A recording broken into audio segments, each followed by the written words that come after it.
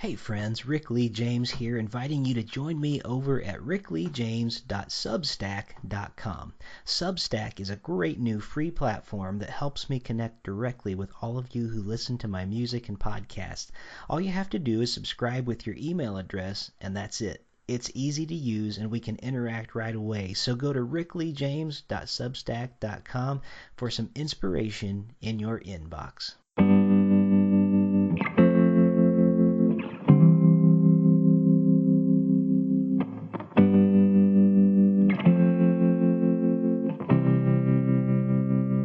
Welcome to Voices in My Head, the official podcast of me, Rick Lee James. I'm a recording artist, a singer, a songwriter, an author, a worship leader, and an ordained minister in the Church of the Nazarene.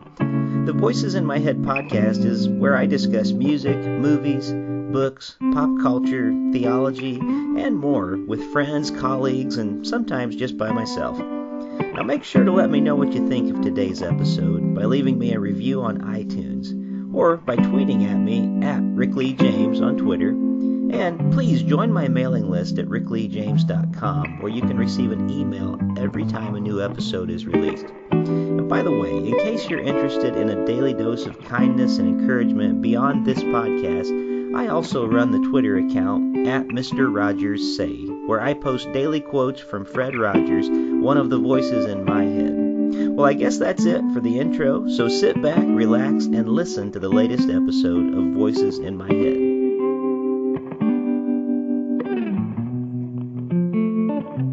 Welcome back to Voices in My Head.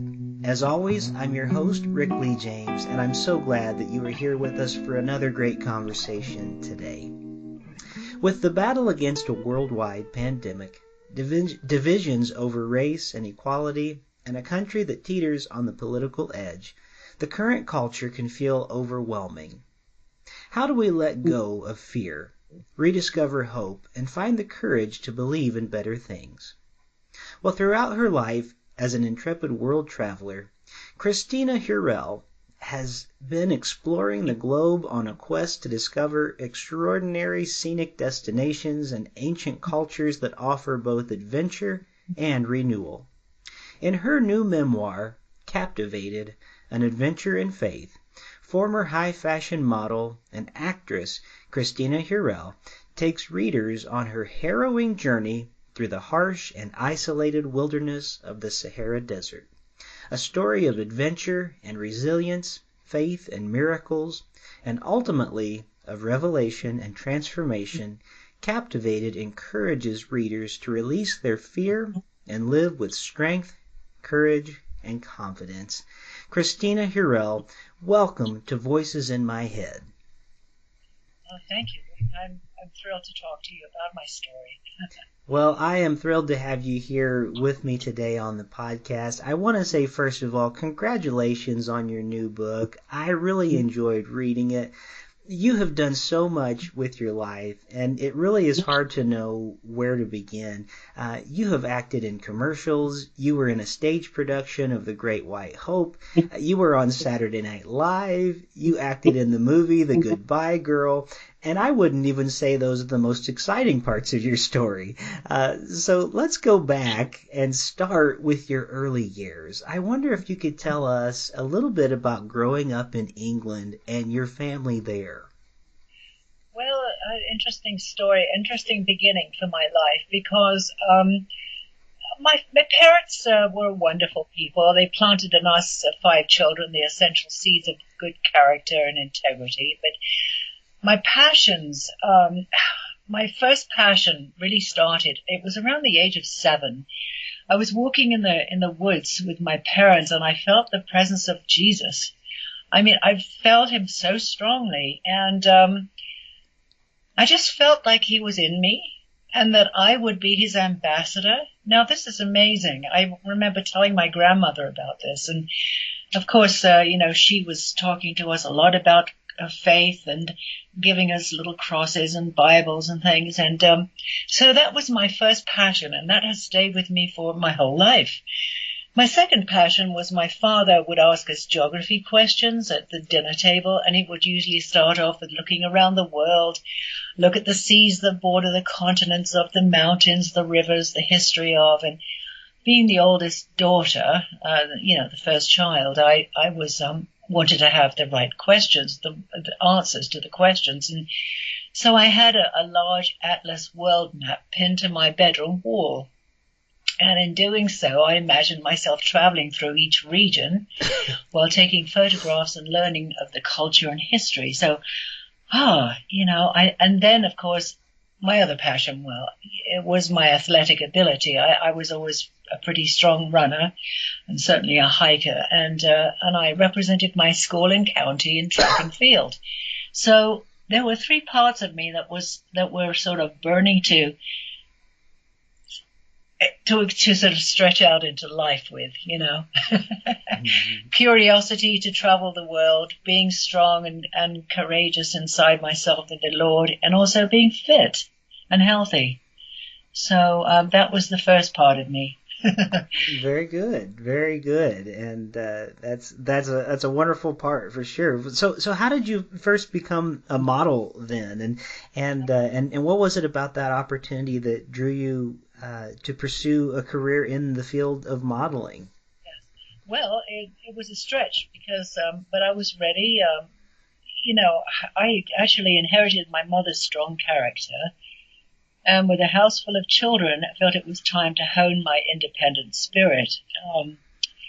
And I grabbed an opportunity. I was visiting a cousin in London, and we were walking through Soho together. We were like 17, I guess. And a man came out of a big building across the road and walked towards me and said, would you allow me to take your photograph? I looked at my cousin and I thought, well, why on earth would he do that? I didn't think I was at all, photogenic. Why would he do that? Well, she had a police whistle. So she stood at the door of the building and was about to blow on it if something happened. But anyway, he took my picture, and lo and behold, I found out later that he was a well-known photographer. In those days there was David Bailey is his name. I think he's still alive. And he was one of London's best well-known photographers. And later I received an offer from a London modeling agency to sign with them. So that's how it started. Well, if I had a dime for every time somebody came up to me on the street and asked to take my picture, no, I'm just kidding. That's total joke. That's amazing though. That seems like almost one of those stories that you hear of. Somebody saying, "Oh, that's how it happens," but it doesn't seem like it really happens that way. But it really did happen to you that way. Somebody just came up, and it was a famous photographer, and said they wanted to take your picture. It's kind of an amazing story. So. Now you describe yourself kind of as a country school girl who had to make a transition to a London fashion model, and that must have taken some courage to kind of leave home, in pursuit of a new career in that way, and going off in a new adventure that way. Did it seem like something that took a lot of courage to do that? Well, to be honest, with a house full of children, I felt it was time to hone my independent spirit. And yes, it was a little bit of a gulp, but I carried my home around with me with the Lord, and I felt protected. I had to find myself a place to live in London, and that was a big deal. And of course, I met a lot of models at the time who introduced me to a life in London, which was another big story. But anyway, what was interesting was it took off, my career took off very quickly. And I was, traveling here and traveling there and to a far-flung destination. And if the wrap-up time was earlier than expected, I would follow through with my mini escape plan and scout about with my little Nikon. It was a little 35mm Nikon. And I focused on the landscapes and the people, the villages, the wildlife, historical sites, and that was how I felt that I was feeding a deep hunger in my soul to explore. And that's kind of how that all began. Yeah. Yeah. So you were pursuing not just a career as a model, but it was really, as you refer to your Nikon, it was really being on the other side of the camera too, that you were finding some real fulfillment being a photographer, which is really where another part of your story comes into play here. And by the way, there are some really interesting parts of your story that I want people to read the book Captivated to find out more about. But there's characters you meet along the way. Again, it sounds almost too amazing to be true, but there's a story about the way that you met Brigitte Bardot in the story, who, let's just say she was an uninhibited person in the way that you met her in the story. But there's all these characters that you meet along the way. But it really is this character who of the camera. It was almost like a character in your story too, that you kind of steal away with as to take these pictures, and then while you're pursuing one of these temporary escapes from work, you ended up taking this trip, traveling across the Sahara with a Bedouin tribe.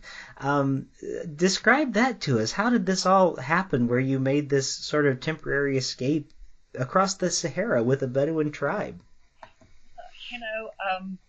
I was invited by a platonic friend, guy. We loved dancing together, and he said, "Would you travel with me to North Africa on a holiday with these two other friends?" Well, that happened to be Brigitte Bardot and her husband at the time, Gunter Sachs. So anyway, we went off to actually it was Tunisia, and we were in a hotel on the cusp of the Sahara. And then there were no other people in the hotel, but the hotel manager invited a Bedouin tribe to dance for us. And while we were, watching them dance, the sheikh, he was a very young, handsome sheikh, maybe 10, 15 years older than me at the time, because at the time I was only 20. He saw my camera and invited me the next day to talk to him in the garden. And he said, "Would you like to travel with my tribe and take pictures?" Well, that was a big deal. I was a little concerned about that.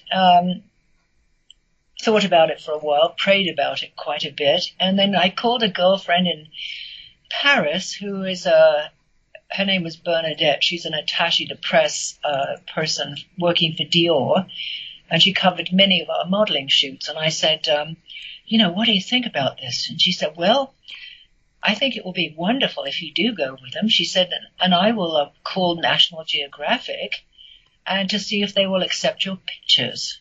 Well, gosh, that was a huge boost of inspiration to go. Yeah.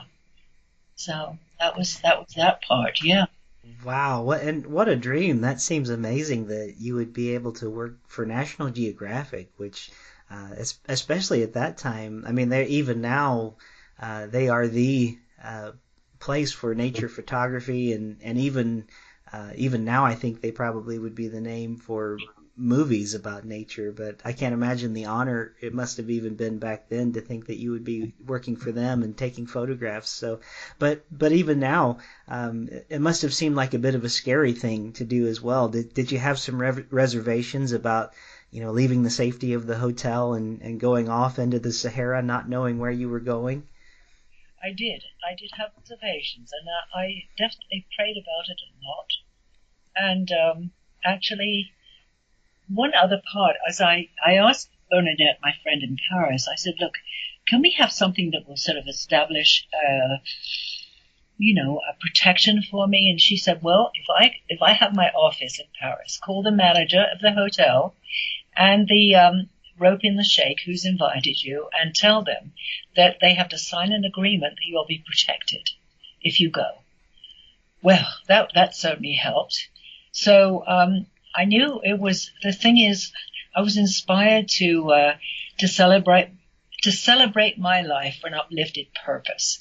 And I felt that if I could really go with the Lord, protecting me, this would be a challenge, yes, but it would be a new chapter for me.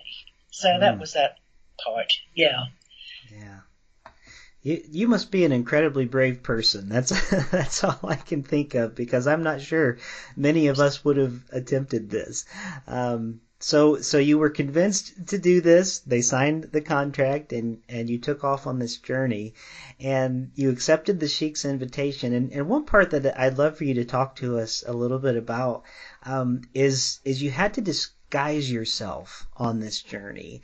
And I wonder if you could talk to us a bit about why really you needed to disguise yourself, and really you had to disguise your I knew I would trip over this word, disguise your femininity, and what it was like for you to disguise yourself in such a way to travel with this tribe. Oh gosh. Well, the thing is, I didn't have any clothing that I could possibly wear on a camel for, whatever, 2 or 3 days. And, I'd taken nice, sweet clothing to go on this trip. So I went into a market near where we were staying, and I looked at all the clothing, and it was only Bedouin clothing in there. And I pulled apart a few of the pieces that I thought would be fitting for me. I had no idea that they were men's clothing. It was the Bedouin clothing, the men's Bedouin clothing, and it was a jalaba, which was the long robe, surwal, which are the pants, keffiyeh, which is the headdress, and a gull, which is a sort of a string, it came around the head to keep the cloth on your head if the wind was blowing, the keffiyeh. So anyway, the guy that I hired to help me from the hotel, he was one of the help at the hotel, and I hired him to come with me. He helped me go through it and helped me barter to get the right prices for the stuff. And that's what I was wearing. And it was a fuss to maintain, but it was, not the first time I'd worn clothing to pull off an effective and convincing manner of disguise for safety on my travels. Usually I wear, and I still do, sort of safari clothing. And so I have a little granddaughter at this point, and she said to me, Nan, she said, "You always look like a hunting lady." It was sort of like like my, beige safari clothing, which always works for me, and that's pretty much what I wore, and that with my hat, and I always pull my hair back. And anyway, so I just felt this was all right, but it was a fuss to maintain, I have to tell you that. Yes. So anyway. Yeah. And now, why did you feel that it was important to keep maintaining the disguise, that you not necessarily be seen as a female or be seen as feminine whenever you were out there in the culture? Well, the thing is, I learned that the men didn't have a lot of respect for women so much. The manager of the hotel told us these details, and we were watching the dancing that night, the Bedouin dancing for us. And also, the sheikh who invited me was a very handsome fellow. He actually looked like a young Omar Sharif. And I think he had an interest in me, actually. And I felt like, if I was to go traveling on this thing to take these pictures, I didn't want to encourage him in any way. So I wanted to keep myself sort of, temper down my femininity and keep my head down, and I wouldn't respond to any of his twinkly glances. Because he did show me that, actually, when he first invited me. I could tell that he had a sort of an interest in me, but that was a gulp, because I felt the Lord would protect me. I would get away from there. I would only be with him 2 days or so, and then I'd come back. Yeah. Yeah. Well, and it turned out to be much more than that, though, as the journey went on. And I'm probably getting the story a little bit out of order for sure. But there's part of the story too. I remember you telling when you were riding a camel at one point, and there was a point where something about the way you were riding the camel, and it had bruised up your legs so severely, from your ankles all the way up your leg, and then the camel had become irritated, and then you found out why, because there was something about a certain sort of bug or something that had been infesting the blankets that the camel had been wearing, and it just sounded like such a hard thing to go through. And I know that during part of the journey you began kind of to question the wisdom of your trip, and I'm wondering why at some point you decided to keep going with the trip instead of turning around. What was it that made you kind of just stick with it and keep having the will to keep going even when things kept getting harder and harder on this journey? Well, the thing is, they weren't interested in my camera. That was a big deal, and it was mostly the women. The men would sort of, they were so interested in measuring their beards and praying and having coffee and talking to each other, and they would turn their backs to me, really. They were curious in the beginning, but but the women, they were put off by me being there. It was a really difficult thing. I don't think they were sure about why I was there, and I knew that I was invading their privacy. So they weren't allowing me to take pictures. And Tamir, who was the young sheikh that invited me, he actually kept saying, "Look, wait a little longer. Wait, they'll warm up to you. Don't worry. You can take pictures soon."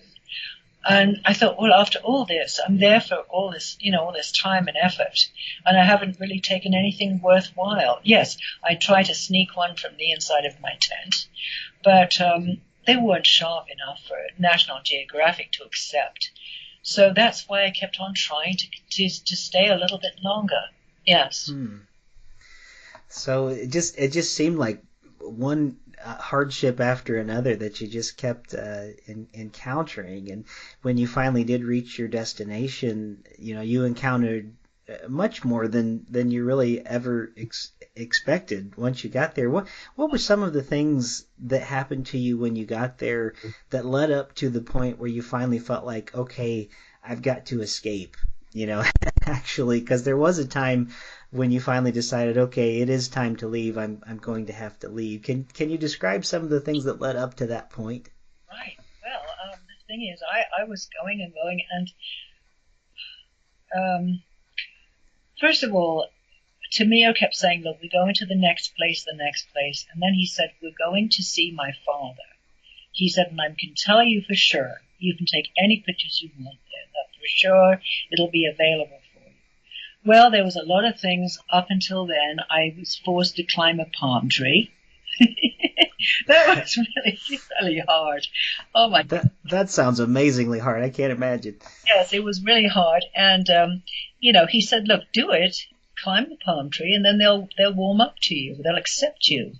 Well, I did. I climbed this darn palm tree and, of course, scratched myself a lot. And then, but they still, they warmed up a little bit. They were becoming a little bit nicer to me.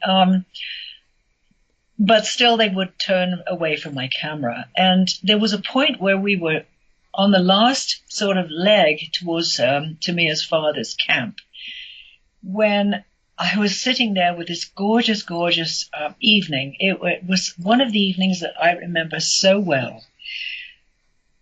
And I started to sing to the children, because that was something I've done in the past. "You are my sunshine." And I sang it to the young woman who was helping me a few times with making my tea and helping me with my tent. Her name is Naja, very sweet young girl. And she brought her friends over, and we were singing together around the campfire, and that had been made for me, campfire in the night. And things started to warm up, and I was sort of feeling like at least I could relax into the desert, and it felt like a little bit like home at the time. And that was one point, but the other point was there were always some of them that didn't want me there, and they would let me know it, and they would come by with these mean-spirited looks and things like this. So there was definitely challenges. There were a few moments where I would feel like there were a couple of women who were very friendly. They would just smile at me. That was all they would do. But most of it was a challenge. Yeah. So anyway, the last encounter was going to this camp of his father. Gosh, many more things to say about that. Yeah. Yeah, and I encourage our listeners to read the book, because it defies the imagination even when you read the story, because the part about the father, and there are things that has to do with a snake bite, and it goes into all kinds of things in the story. But probably the most incredible part of the story is your actual escape through the desert. And you took an incredible step, which I still can't hardly believe. I do believe it, but it's incredible that you set out alone through the Sahara Desert with your hired servant and 2 camels, with these very limited supplies to make your escape.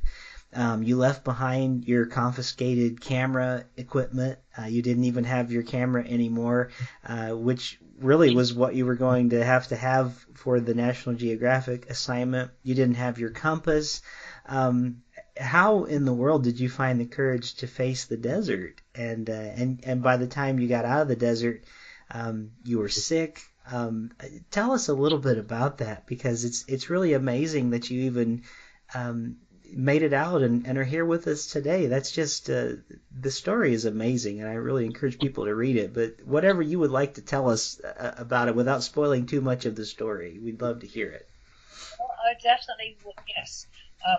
I'd just like to say that when I arrived at the father's camp, I was told that there was a reason for me being there, that I was supposed to be saving the tribe. Now, that was ridiculous, but I thought it was ridiculous, but to them, there was a reason for me being there. So I was lured there. And I keep thinking about, afterwards, how Jesus was lured into the desert, and how he had temptations. And Tamir, the sheikh that invited me to be there, he kept trying to tempt me. And I realized afterwards, my gosh, but now I knew that I had to be covered. I had to be covered by my faith, and the Lord would protect me. And I realized I had to escape. Now, he tried everything, Tamir, to try to keep me there. And wow, he actually, my father had given me this gorgeous compass, which I valued so much because he passed away soon after he gave it to me. And then Tamir stole my, camera and everything, and all my film, everything that I had tried to, the whole reason to be there, and he stole it. And I realized I had to get out of there. How did I get out of there without my compass? And then I realized how far away we were. I was way into the middle of the Sahara at that point. And I'd been lured into the Sahara, the middle of the Sahara, and I had to get out with my camel. And the guard who I had hired, who kept falling asleep on the camel, he had no idea about anything. He was a sweet guy, but I couldn't rely on him to help steer me back. So the only thing I could rely upon was the Lord. The only thing I could rely upon was the stars. And off we went. We took off. So as soon as we took off, I started to feel sick. And it was the first day out there when I had this terrible fever. I was dizzy. I felt awful. I had, dysentery. I had to get off the camel constantly. And to go to the bathroom, and I was so dizzy I could hardly move. And anyway, at one point I was laying in the Sahara. Now I knew the dangers that lurked behind every rock after I had experienced being in the Sahara. And there's animals, there's snakes, there's biting, things that could come out at you. And at that point I didn't care. I had to just lie there. I was so exhausted. And I went through all the things I could possibly have picked up. Was it a bite? Was it something that travelers could catch? Malaria? Typhoid? What did I have? And then I realized, and then after all that, this terrible thing happened. The water skins that we had were left on the ground, and some of the water was percolating out. Anyway, there was a lot of problems, and I thought, how far is it? We have to go over a week back to the hotel. That's what decided it was about that long. My goodness. So I was struggling, and the only thing I could rely upon is the Lord. And of course, I didn't have my compass, and I had to rely on this camel stick, which could tell me, the west and east shadows to keep going north. And I kept praying and praying that I would see the stars, the Big Dipper, who would point to the northern star. Well, mostly it was cloudy, and of course there I was, just hanging on the saddle, praying and praying.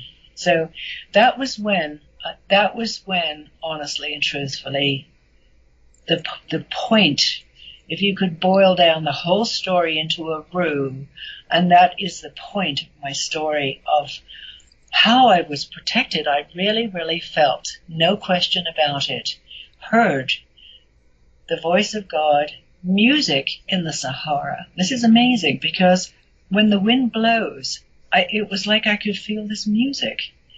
And every time I did, I heard the voice of the Lord guiding me. Don't worry, I will protect you. Don't worry, I will guide you.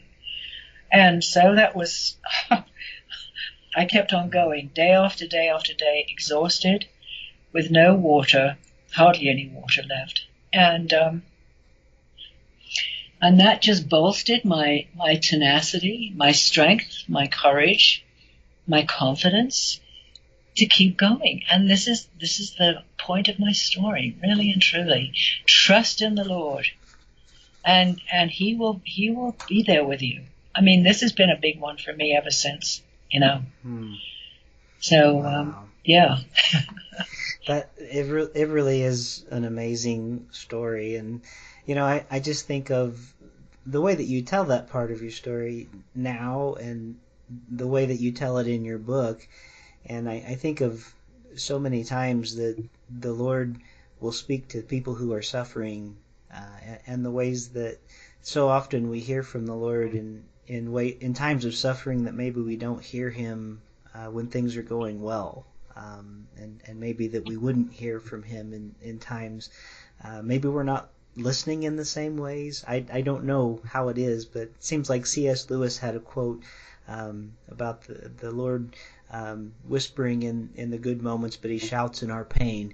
And there's something about that, I think, that seems to be pretty clear in your story, in the way that God was speaking. And you also have a beautiful way of putting it in your story about the beauty that you were able to see actually in the desert places that a lot of people maybe were not able to see, but as you had spent time there, that you were able to see the life that was brimming in the desert, and in those places that it seemed like there was a lot of death, but you were actually able to see a lot of life there, and the way that things were able to survive and thrive. So it really is a powerful story, and it's neat to see the way that your faith in Christ has been guiding your life choices, the way that he guided you out of the desert. It really is almost this Old Testament type adventure story of being led out of the desert, into this new, promised I don't want to say promised land, but it almost is this story of coming out of the desert into a new land. You know, it really is this kind of story in your life. So it's a neat story to share, and it's just an amazing thing to read about. So I'm so glad that you took time to share. Um, I do want to once again let all of our listeners know the title of the book. It's called Captivated, An Adventure in Faith. It is written by my guest, Kristina Hurrell. I do want to know, Kristina, in these final moments that we have here together today on Voices in My Head, what would you like listeners to know as we just have a few moments here together today? You've done such a good job kind of summarizing your story, but what would you like them to know about you and where they can find out more about you and your book and some of the different things that you have going on? Because as we talked a little bit about beforehand, you've done so many different things in your life, and there's so many other things that you still have going on right now, whether it be with your safari adventures that you're running. I'd love for you just to even bring us up to date a little bit on what you have going on right now. Oh, thank you. Well, after I came out of the desert and I went back into the different chapters of my life that have continued, of course, from acting to clothing design to architectural design to all this kind of thing. But now, with my company, it's called Spa-fari. Think of a health spa. So spa, think of a safari. Spa-fari. It is an adventure travel business, and I've been taking people around the world for many years. And I always tell them, and I don't bang people over their heads with faith. It comes to them. A lot of people have said, what is it that you have? I just feel something about you that I really want to know more about. And there's been many, many places around the world where I've taken people hiking, be it Africa, India, Bhutan, Bali, Lake Como, Italy, Southeast Asia, all through Southeast Asia, Peru. And there's been many places, and this is incredible, where I have been hiking. Of course, hiking is one of the core experiences because I really feel like we need to get our fitness level up. We need to be clean, health-wise. We need to take a look at the big picture in our lives and put the Lord first.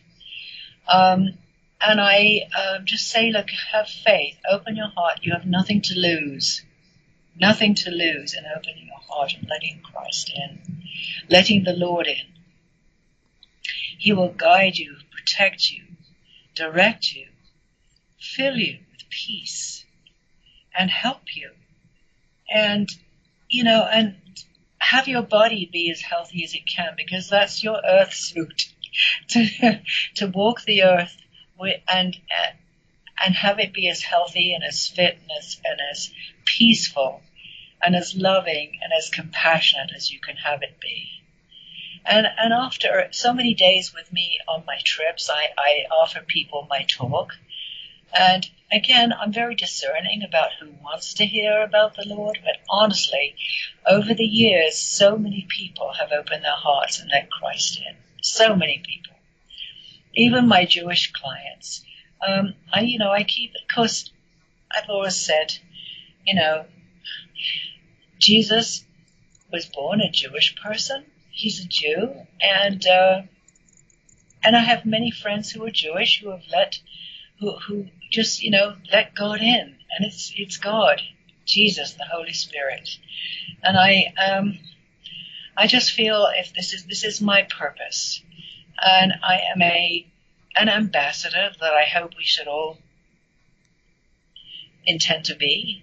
This is our purpose, to be on earth, to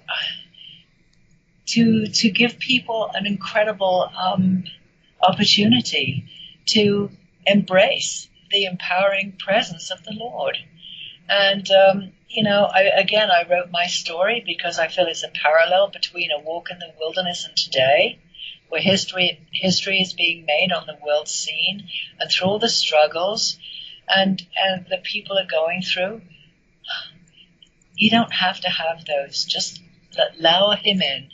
Allow him in, and every day you'll have the peace. And you'll be protected and guided and loved. So that's my story. I feel very honored to be able to tell it.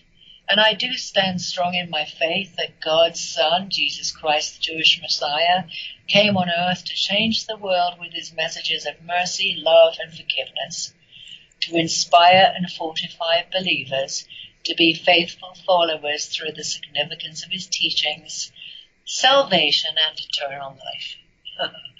So, that's it. Yeah.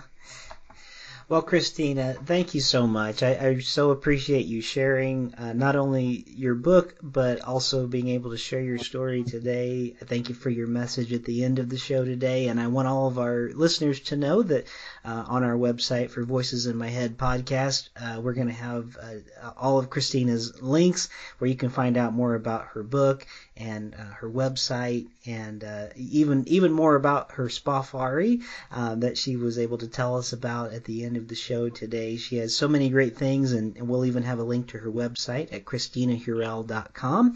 And Kristina, it has been a real joy to have a visit with you today, and as I say to my guests each week, thank you for being one of the voices in my head this week. Thank you so much, and I reach out to anybody that would love to talk to anyone, or if you have any, and if you would like to talk to me, if you have anything you'd like to say, please, reach out. I would be honored to hear from anyone, and certainly if anybody loves my story, I'd be very honored if they would give me a testimony on Amazon website. Yes, because I think we're all here to encourage people. And for sure. Much, Rick. Thank you. This has been such an incredible pleasure for me. Yeah. Oh, well, for me too. And Kristina, thank you so much. Thank you for joining me here this week on Voices in My Head. I hope you'll visit me on my website at rickleejames.com, where you can find out more about me, get my music on vinyl and CD, follow my blog, and even schedule me for a concert or a speaking engagement. Better yet, even a book signing in your neighborhood. You can find all that and more at rickleejames.com. Also, it would mean a great deal to me if you could write a review of this podcast on iTunes. The more positive reviews that we receive, the more visible this podcast will be online. And now for the benediction. May the God of hope fill you with all joy and peace in believing, so that by the power of the Holy Spirit you may abound in hope. God bless you, and thank you for listening to Voices in My Head.